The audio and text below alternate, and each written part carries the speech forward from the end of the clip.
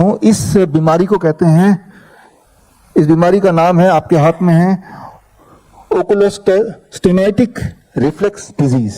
Doctor की इस बीमारी को कहते हैं ओकुलोस्टेनाइटिक रिफ्लेक्स डिजीज, शॉर्ट फॉर्म में बोलते हैं ORS इसे, कि डॉक्टर इस बीमारी से ग्रस्त है।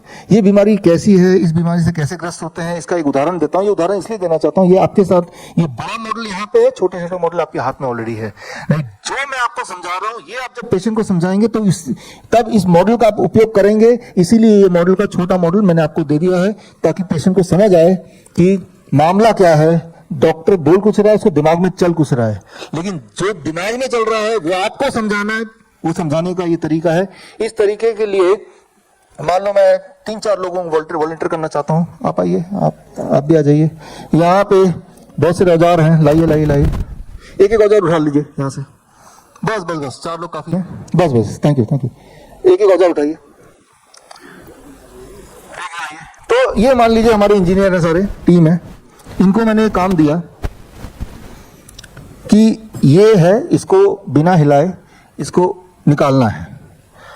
अब निकालने के लिए क्या करेंगे?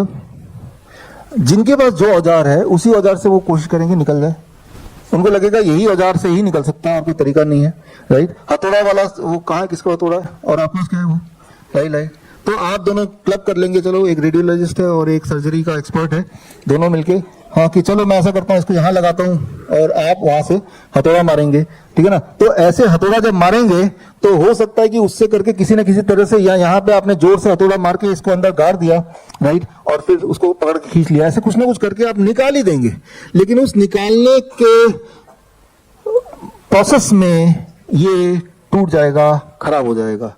तो आप पहले से ही मुझे बोलेंगे कि पहले तो आप ये लिख के नो ऑब्जेक्शन सर्टिफिकेट मुझे दे दो कि अगर ये टूटेगा, फूटेगा, खराब होगा तो हम रिस्पॉन्सिबल नहीं है, राइट। इसी कंडीशन में हम इसको निकालने की कोशिश करेंगे। आप समझ रहे मेरे इशारा कहाँ पे है है ना।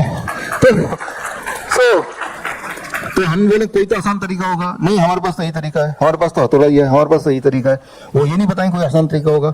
तो अगर कोई चीज सॉल्व नहीं हो रही है तो ऐसा नहीं कि सॉल्व हो नहीं सकती है, वो ऐसा है कि सॉल्व होने का जो तरीका असली वाला है उसको छुपा लिया गया है।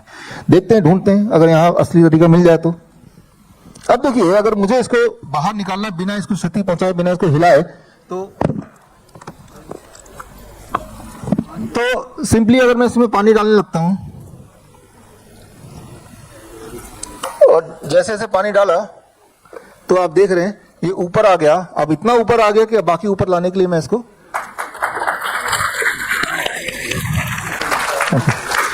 तो आपके पास ऑलरेडी ये छोटा मॉडल है, करके दिखाएंगे, लोगों को समझाएंगे कि कोई भी चीज को करने के कमर्शियल तरीके हो सकते हैं जो नुकसानदेह हैं, और एक फ्री फंड का तरीका भी हो सकता है। लेकिन जो फ्री फंड का तरीका है वो आयुर्वेद के टेक्स्ट में ऑलरेडी लिखा हुआ है। लेकिन वो जो तरीका है, फॉरगेट अबाउट नॉर्मल पीपल, आज की तारीख में इवन BMS के कोर्स में भी वो तरीके हटा दिए गए, छुपा दिए गए। प्रॉब्लम ये है, अगर आप किसी आयुर्वेदिक डॉक्टर से पूछेंगे, वो सारे तरीके उनके सिलेबस में नहीं है, उनको पता नहीं है। आयुर्वेद अपने आप में इनइफेक्टिव नहीं है, वो इनइफेक्टिवली पढ़ाया जाता है, इसलिए वो इनइफेक्टिव है।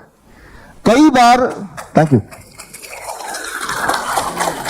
लोग बोलते हैं कि अगर आपको चोट लगेगी, अगर आपको एक्सीडेंट होगा, अगर आपका हाथ पे टूट जाएगा, तब तो जाना पड़ेगा ना, हमारे पास आना पड़ेगा। अब करें तो करें क्या, 99% बजट तो एलोपैथी को दिया हुआ है, और 1% से लेस बजट बाकी पूरे सिस्टम को दिया हुआ है। ये तो ठीक उसी तरह से हो गया कि वो जो टायर रखा हुआ है, उसका एग्जाम्पल मैं दोबारा से दोहराता हूं कि अगर सारे के सारे पंचर ठीक करने वाले को गायब कर देंगे, भगाई देंगे, तो जब पंचर होगा ना चाह के भी तो आपको जाना पड़ेगा ना वहां पे जो बड़ा शोरूम है ना। तो अगर आप बड़े हॉस्पिटल में जाते हैं तो वो इसलिए नहीं जाते कि वो अच्छा सलूशन